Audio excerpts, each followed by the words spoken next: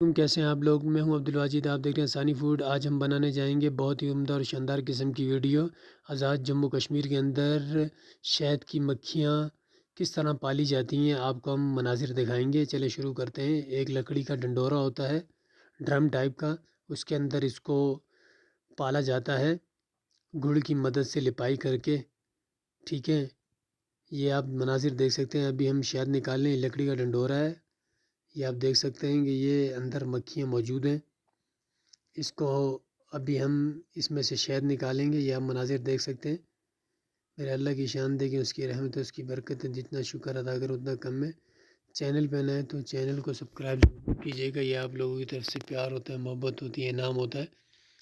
یہ ککریاں، یہ آپ دیکھ سکتے ہیں مناظر۔ جتنا شکر ادا کرے اللہ پاک کا اتنا کم ہے۔ اس کے اندر شہد ہوتا ہے، جو فیلنگ ہوئی ہوئی ہے اس کے اندر شہد ہے، یلو یلو نظر آ رہا ہے، اور جو فیلنگ نہیں ہوئی ہوئی اس کے اندر شہد نہیں ہے۔ کیا کیا اللہ پاک کی نعمتیں، جتنا شکر ادا کریں اللہ پاک کا اتنا کم ہے۔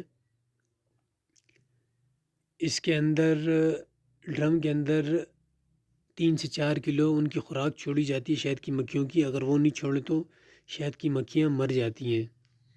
چینل پہ نئے تو چینل کو سبسکرائب ضرور کیجیے گا۔ شہد 100 بیماریوں کا علاج ہے۔ اللہ پاک نے کیا کیا نعمتیں بنائی ہیں، جتنا شکر ادا کریں اللہ پاک کا اتنا کم ہے۔ یہ آپ مناظر دیکھ سکتے ہیں، ماشاءاللہ خالص شہد ہے، قدرتی۔